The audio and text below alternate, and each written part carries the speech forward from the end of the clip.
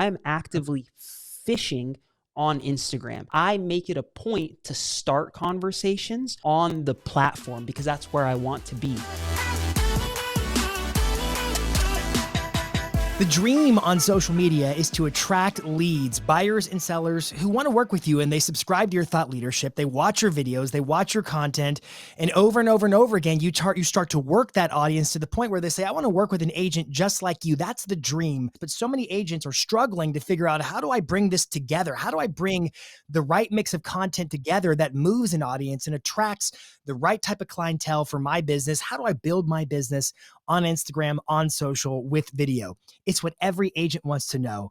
And it's exactly what Krys has done in his business to not only just grow his own business, but scale a team around making amazing, entertaining, educational content on social media, Instagram, and beyond. So today's episode of This Week in Marketing is going to be a blast. It's an interview with Krys, and I want you to think of me, Jason Pantana, your host of this show, as your investigative journalist. It's my job to dive into the details of his business and break down exactly what he's doing on Instagram and with video and social to scale his business so effectively so that you can rip off and duplicate, to quote Tom Ferry. So welcome to This Week in Marketing. My name is Jason Pantana. I'm your host, and I'm so glad you're tuned in. If you're new to the channel, please make sure to tap that big red subscribe button so you can find out whenever we publish new videos just like this one, where they're at, and watch them on demand so you can integrate the strategies and ideas as quickly as possible and get results as soon as possible. This one's going to be a blast. Krys, welcome to the show. Thank you for having me, Jason. I don't know if I can live up to that intro, my man. You already have, man. That's the reason you're here. And I'm so glad you're on for today's conversation, because when I look at the landscape of social media marketing, especially in the real estate space, we all know that video is the ultimate medium. We know that there's no marketing format like video. We recognize that social media marketing is unprecedented in terms of the access it gives you to the consumer.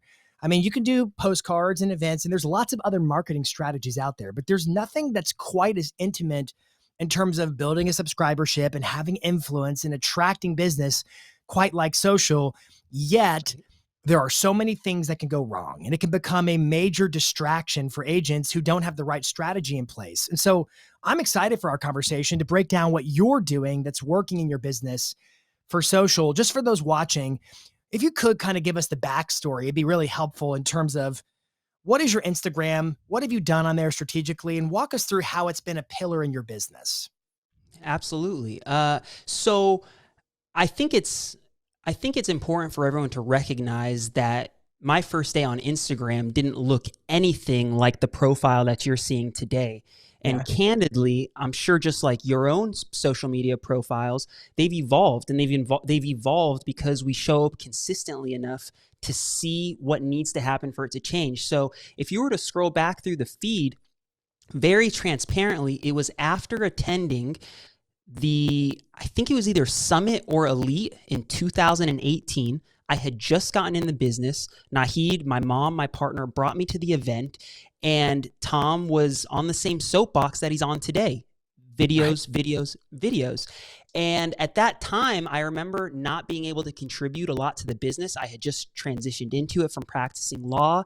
I really didn't have a book of business that people were, knocking down my door for me to represent them. And I thought to myself, what could I do to help move the needle forward? And if Tom says do this and my mom says do this, it's free. Why not do this? So circa 2018, this is pre-Instagram green screen. I used to print once a week. I think that's the biggest thing, is committing to a number that you can commit to consistently once a week. Every Sunday, I would print a KCM article or a chart that they would share with us, and I would hold it next to the camera like this. I'm not sure if you remember me making these, but I would hold it and I would just talk to the chart. I would talk to the camera, I would point at the chart, and it was once a week. I would drop them every Monday. And I built that muscle over time to sort of evolve into the person that I am now. If you would have asked me 4 years ago, I guess that was 5 years ago now, do you want to make content to show up every single day, multiple times a day? I would say there's no way. I don't have the bandwidth. But it really started with just that one time a week until I felt comfortable enough to add to the mix. And God bless Keeping Current Matters and Tom on that stage, because that's really where it started. I love that. And I remember those videos. That was back in the early days and you were finding your groove. Your backstory is fascinating. So you went from lawyer to realtor, and now you're a super successful realtor, and you still are a Thank realtor, you. of course, but you're also a social media influencer in many standards of that definition. And I look at your content, and what's interesting is your content is pretty humorous. You're one of the funnier, more creative, inventive video marketers I've seen in a long time. So tell me a little bit, like how was that transition going? I don't know what form of law you were practicing, but how did you go from law Yeah. to realtor, buttoned up, to all of a sudden you let yourself show who you really are on video? It's a great question. And I think I've just tried to lean in to what's natural for me. So I loved practicing law. I was a criminal defense attorney. I was a public defender for a number of years. And I think what attracted me to the content is the performance is innate inside me. And I think there's a level of satisfaction that I get from making content that I truly believe anybody who is showing up at a high level consistently has, because if you didn't enjoy it, you wouldn't be showing up to do it. And I would say that I would even pose the same question to you. I understand this is work for you, but you enjoy this process. 100%. And Yeah. if you don't enjoy it, then I don't think you will be able to show up consistently and effectively. So I really appreciate you saying I'm humorous. It's funny because I don't find myself naturally that funny. I wouldn't use it as like my list of words to describe myself. I really lean on being informative. I think from my legal background, I've always felt confident being able to understand information, synthesize, and then deliver it back. And I really leaned exclusively on being this sort of knowledge broker, the infotainment evolved, but it wasn't until I really felt comfortable just giving the information. And once I felt comfortable giving the information, let's put a humorous spin on it. And now once I have a humorous spin on it, I think this is like level 10 that's very difficult for people to get to. Let me start giving you my opinion. If you're watching or listening and thinking, I've got to level up my social media game, I got to get my video skills enhanced, I've got to figure out the right strategy for what types of content I should be publishing on social, then you should check out our course, Cracking the Social Code. It's part of Marketing Pro, our online training platform designed to make you a better marketer. The course is loaded with over 3 hours of video content with screen share, demonstration, and walking you step by step exactly how to crush your social media game. Click the link in the description.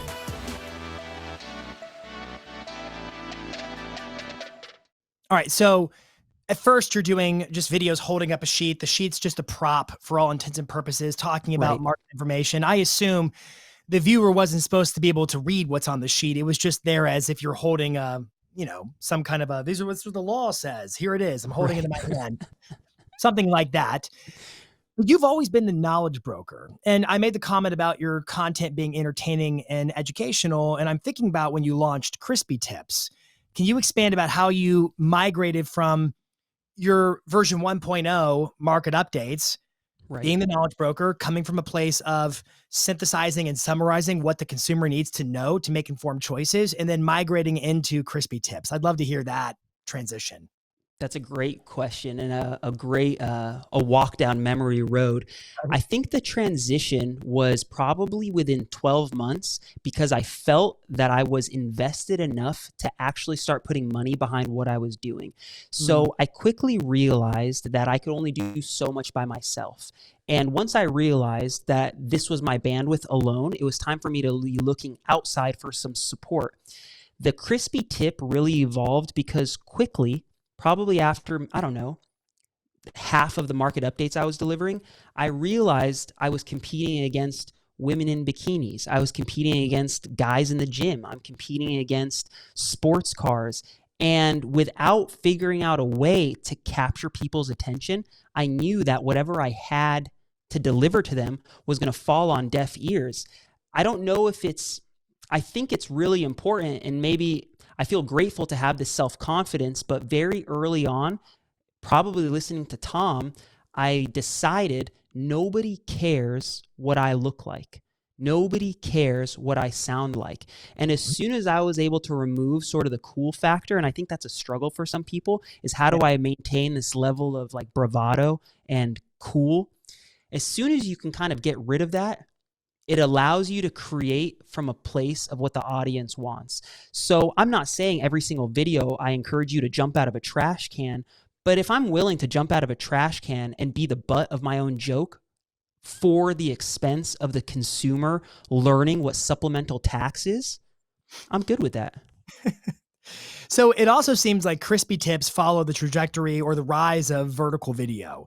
And it seems like you stepped into those mostly when Reels came about and you're like, oh, wow, this is a trend. Short form vertical videos. I'm going to absolutely crush this. And you're spot on. The audience's attention is fleeting. The way, the predominant means of using Instagram or any platform like that is to scroll through content. And so people are like, switch, switch, switch. They're scrolling through content so quickly. If you don't hook their viewership really, really fast, you're not going to. And then I remember I saw the first Kryspy tip I saw, I think you were in a full karate gi practicing martial arts in the middle of a park or something totally random. And you always started with, I'm going to make you say it, but you always have a signature start to how you started those. How did it start? Oh, hey. Oh, hey, that's right. As if we just caught you doing something like, what are some, okay, so if anybody hasn't watched Kryspy tips, give everybody listening sort of the mental picture of what a Kryspy tip is, a Chris Benjamin tip.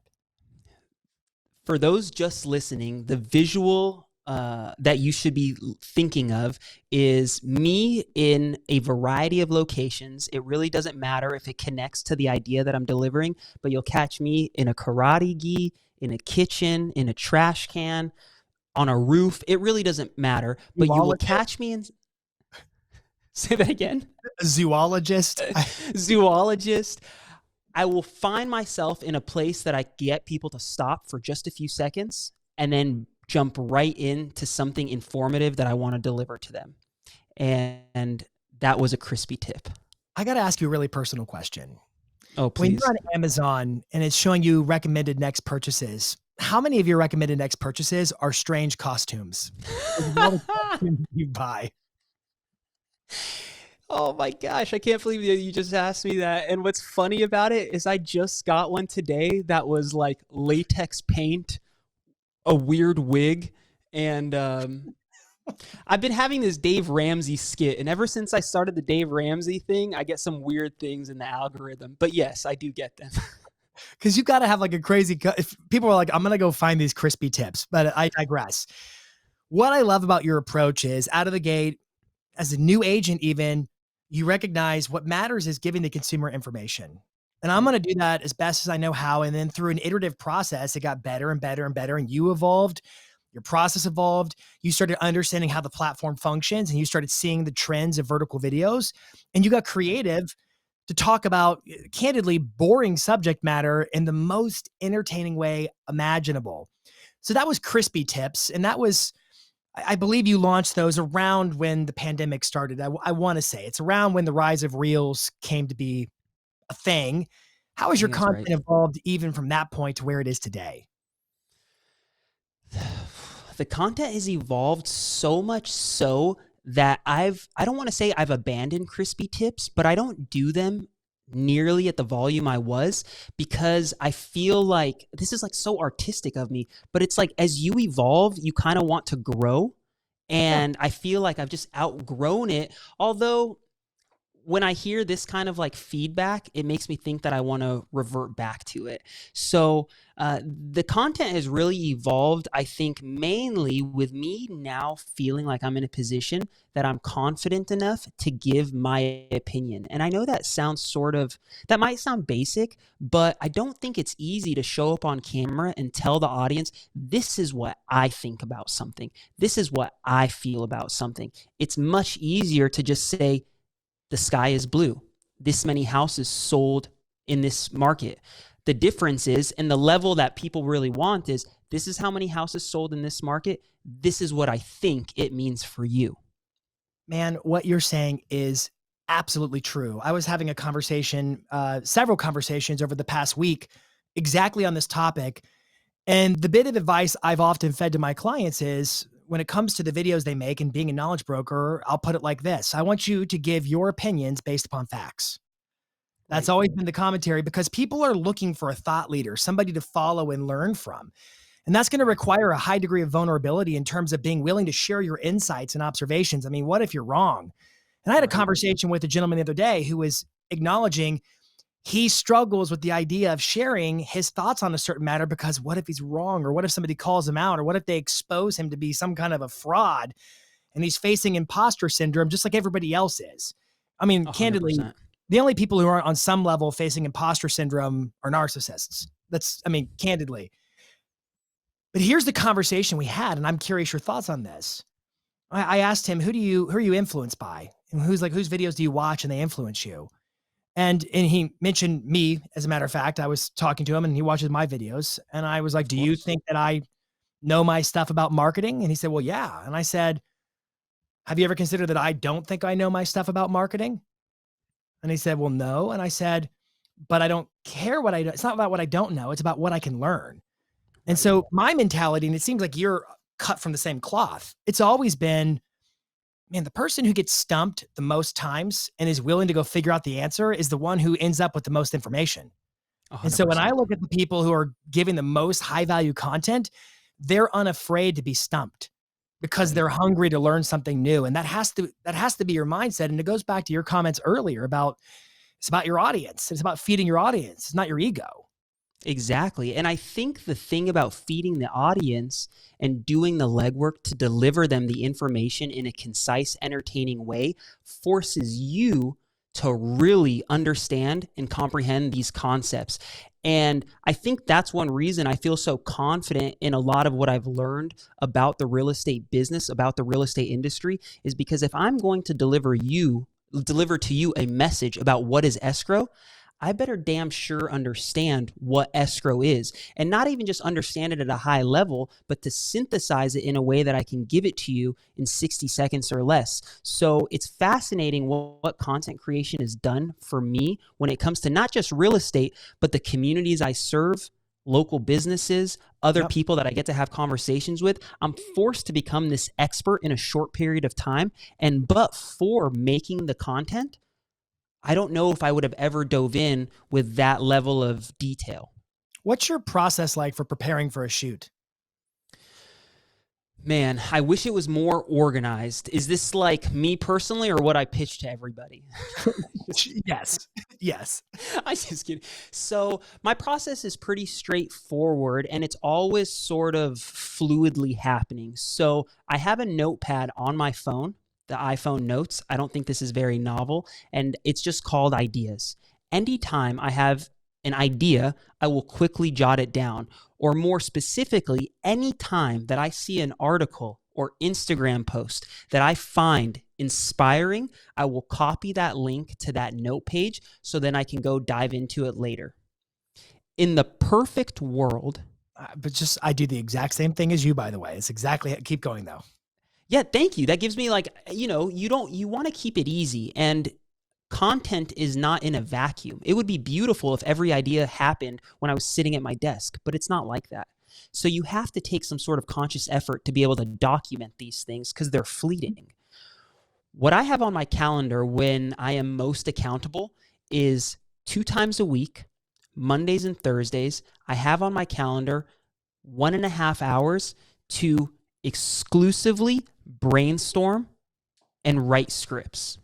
With the child that just entered my life and all of everything else that's been thrown at me, I haven't been consistent at scheduling the time to come up with the content, like the scripts and the ideas. So now before a shoot day, I'll have my running list of ideas and I will allocate a few hours depending on how many videos I intend on shooting, and I will flesh them out to the T. I don't just come up with concepts unless I'm trying to do something just conceptual, but I have to the T, this is what I'm going to say.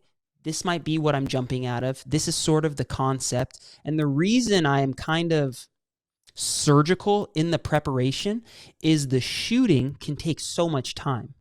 And if you're paying for somebody's time or you have limited of it yourself, right, you don't want to spin wheels by trying to have to change words. You don't want to have to spin wheels by coming up with ideas. And that is very frustrating. I think that's probably one of the reasons why people don't stay consistent is when the process is very uncomfortable for them, they don't want to come back to it. And if the process for you is coming up with the ideas, shooting the ideas, editing them, and then writing the captions all in one take, it's a lot. God bless you. It's a lot.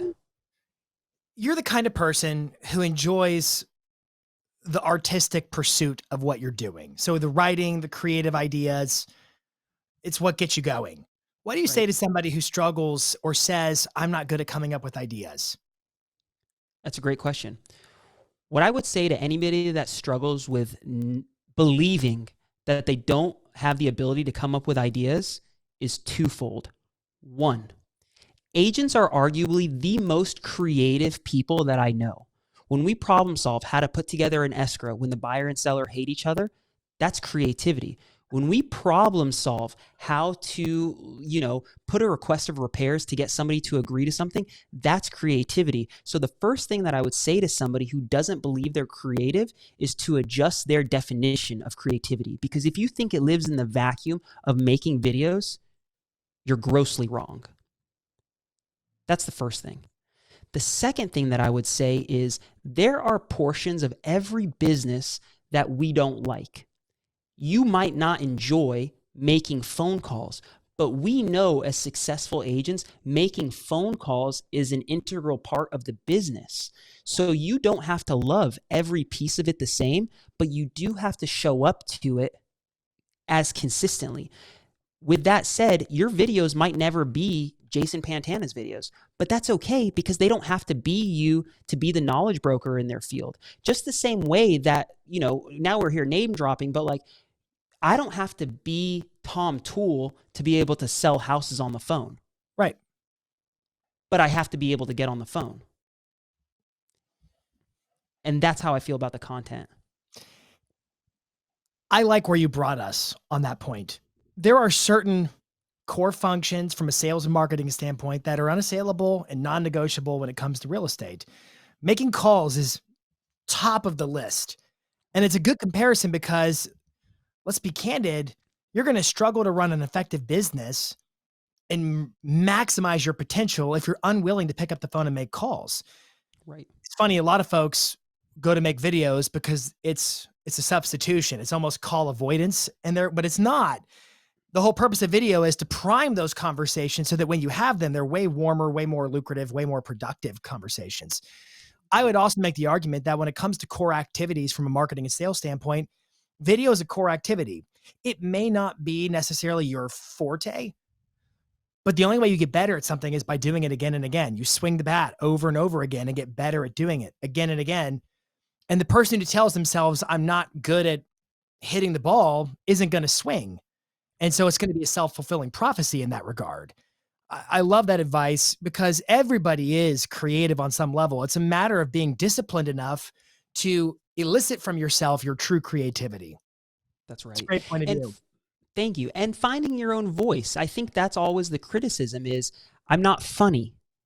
I'm not, man, I hope people aren't saying I'm not smart, but they're finding reasons about what they're not to prevent themselves from making videos. And what I've really found, it's that old adage, you got to find your voice. But how do you discover your voice if you're not singing? So you won't really find one of those TikTok dance videos. And I'm not here to criticize anybody making those videos where they point at things and dance. But I really believe there's a lot of value to people that get started with those videos because level one is just getting comfortable enough to show up on camera. Right? Yeah. So if you're not ready for us to hear your voice, no problem. Dance on screen. And as soon as you're comfortable with that, now go ahead and say something. Let us get familiar with your voice. And that's how you really begin the process. How do you find your voice if you don't sing? I love that. All right. So let's future pace it to where you are today. You're currently sitting in your own video studio. You are all in on video. So just for folks 100%. Who are at the beginning stages, show us where you're at now in terms of describing it to us as if to say to everybody, this is what's possible. This is why I'm all in on video. Does that question make sense? Absolutely. So where I am now is miles ahead of where I started 5 years ago. And the evolution was me by myself, me sending the video to somebody to edit, it moved to me expanding the budget and now outsourcing the video content. So I would connect with a videographer twice a month to shoot all of my content. And then I would separately outsource my listings to a different videographer. And then anything sort of like this, I was doing on my own. And after 3 years of that process, outsourcing the video, you begin to get more strategic and analytical as far as like time and cost. How can I make more of this, save myself money, but increase the quality? You're just trying to do all of these business audits, right? So where we are now, I've brought in full-time a creative director, Joaquin. He's kind of the one that I have to thank for this whole beautiful setup. And now he is responsible for all of the content that we are creating, myself and Nahid. He's here supporting my team as well. So it's something that I leverage, that I can offer to people that join us on the team. And he's now also doing all of our listings. And by bringing that in-house, it's been able to save me money. It's been able to save me time. And most importantly, what I care about is it's allowed me to create even more at a higher quality. And I do not encourage anybody to go hire a creative director like day one. Right. But year 5, now that I found this to be my voice, and keep in mind, like, I'm not spending $10,000 a month on mailers. My budget is on video, right? My budget is on ad spend for so you pick your poison and what you really want to leverage. See, I think that's the key. I mean, it's a marketing strategy, and you've scaled your marketing up because it's effective in growing your business. Right. All right, I have one final question. Probably should have asked it earlier, but it's still relevant now, or I'm going to make it relevant now. There's a lot of folks out there who are watching other agents on Instagram or whatever social network it is, and they're saying, well, only other agents are watching this. The consumer's not even paying attention. For everybody listening and watching, who's consuming your content, and how is it driving your business? I think it's a limiting belief, and also sort of the way to shrug off some of the real estate content creators to make others feel better about what they're doing. Yeah. There's no doubt that agents are watching and engaging in the content. But if for 1 second that you think the consumer is not watching just because they didn't leave you a comment or a like, you are grossly mistaken. Because I cannot tell you how frequently people will say, oh, I love that video you did X, Y, and Z, or I love what you did here, or I love what you did there. And I'm like, damn, B, you could have left a comment that you loved it. You could have shared it with somebody that you loved, but they are still watching. So I would say when I did the numbers last year, 2022, 47% of our production came from a conversation that began on the internet. Wow. That doesn't mean cold, right? My database is following me on Instagram. If I finish a buyer consult with you, the last thing I say is, what's your Instagram handle? I'd love to stay connected. When I knock on a door, what's your Instagram handle? I'd love to stay in front of you. They are there watching. I am also actively fishing. I don't know if I'm going into the weeds, but I am actively fishing on Instagram. And what I mean by that is I make it a point to start conversations on the platform because that's where I want to be. So very simply, if you share something on your story, Instagram allows you to see who watched your story.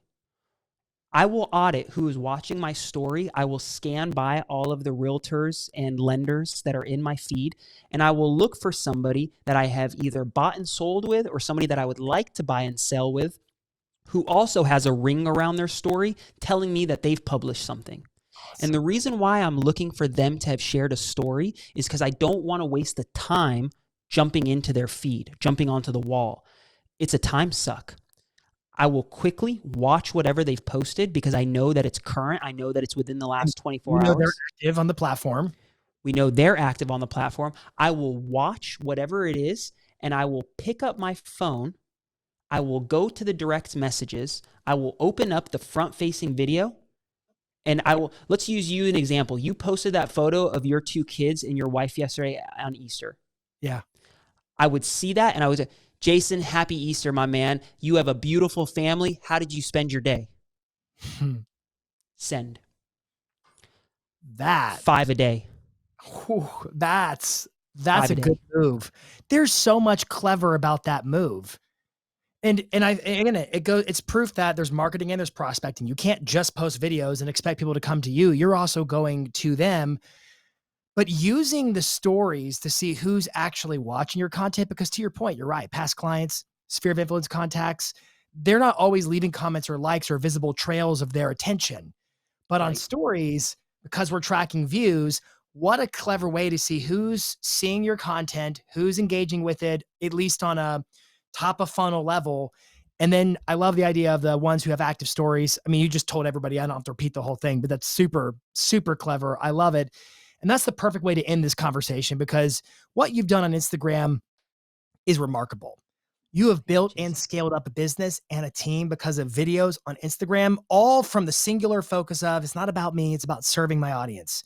How can I take and summarize and synthesize the information they need to make informed choices and deliver it to them in a format that serves their attention spans?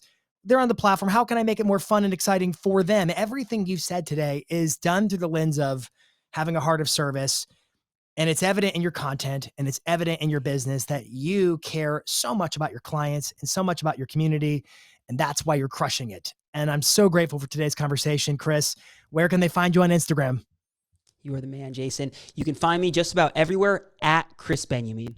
All right. And you're going to have to, well, we'll spell it on the screen, but it's Krys. We'll put it on the screen for everybody to see it. That's right. Krys. You the man. Thank you so much for watching this week of marketing. We'd love to hear your feedback. What kinds of videos are you making? What are your strategies on Instagram, on social to connect and engage and serve buyers and sellers in your local community? Let's get a massive brainstorm going in the thread. And until next week, this is This Week in Marketing.